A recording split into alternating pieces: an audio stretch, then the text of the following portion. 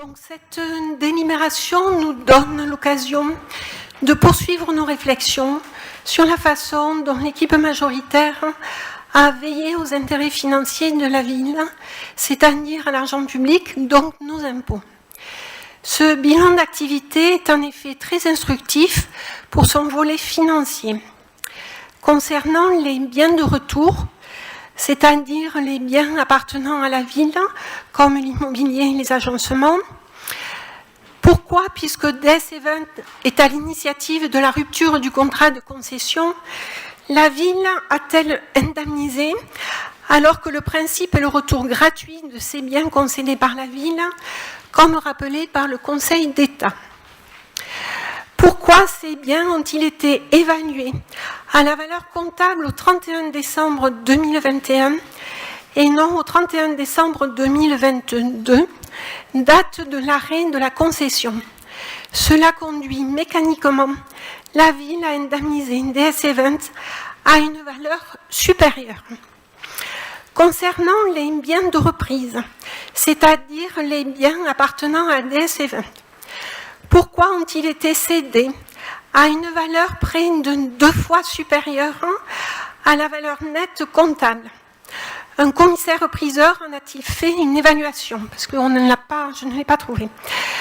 Pourquoi n'y a-t-il pas un inventaire détaillé des mobiliers et matériels de bureau informatique repris à l'appui de l'estimation globale donnée? Il ressort de la lecture du compte de résultat que DS Event a cédé ses investissements au prix de 552 753 €, dont 550 000 € facturés à la ville d'Albi, alors que la valeur de ces biens en comptabilité figure pour seulement 383 952 €. DS Event a donc fait une plus-value d'au moins minimum 166 048 € sur la ville d'Albi. Comment expliquer ce choix défavorable aux finances de la ville? D'autre part, lorsque l'on examine le bilan, on relève que les pertes accumulées de la création de la société en 2015 à 2021 s'élèvent à 558 218 € et que les capitaux propres, c'est-à-dire les fonds propres de la société, sont négatifs de moins 498 499 €. Le droit des sociétés fait obligation aux associés de la société, lorsque les capitaux propres tombent sous le seuil de 50% de capital social, de prendre la décision soit de dissoudre la société, soit de reconstituer les capitaux dans un délai de 2 ans. Or, au terme de ce délai, qui était au 31 décembre 2017, rien n'a été fait, alors que l'année 2016 enregistrait une forte perte de 230 534 €, soit loin d'être compensée par le résultat positif de 2017, qui était de 89 857 €. La situation financière a continué d'empirer sous le poids des déficits successifs. Pourquoi la ville n'a-t-elle pas demandé la recapitalisation de DS Event alors que cette situation constituait une menace pour l'activité du circuit? À la lecture de ce document, l'on comprend que DS Event était lourdement déficitaire bien avant le décret de 2017.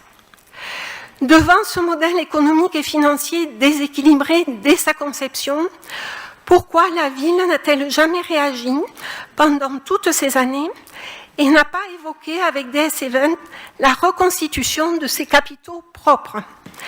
Il apparaît que votre choix a été de laisser se poursuivre au circuit une activité gravement déficitaire et de verser à la société privée DS Event d'importantes compensations financières par la ville.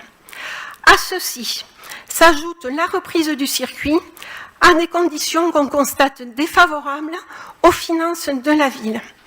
Les conséquences financières de ces choix politiques doivent être connues des Albigeois. Savoir où passe l'argent public est un droit des citoyens figurant dans l'article 14 de la Déclaration des droits de l'homme et du citoyen de 1789. Aussi, je vous remercie pour vos réponses. Ce que je note de votre intervention, c'est qu'il n'y est fait état que de doutes, de suspicions, de remises en cause. Certains ont raison de penser que vous voyez le sombre et le pire partout. Alors, juste, je reviens rapidement sur le bilan de DS Event. Ce ne sont pas des doutes. Ce ne sont pas des doutes, ce sont des questions sur des faits comptables. Et je note simplement avec mes collègues élus et avec l'ensemble des albigeois que nous n'avons pas eu de réponse à ces questions. Autorisez-moi juste, madame, à vous rappeler que votre représentant n'était pas là à la commission de présentation de l'ensemble de ces rapports. C'est dommage parce qu'il aurait pu poser vos questions et il aurait sûrement eu les réponses. Concernant le compte administratif, en tout cas, ça n'empêchait pas que nous puissions avoir quand même les réponses ce soir en conseil municipal, même si elles n'ont pas été posées, il me semble, en commission.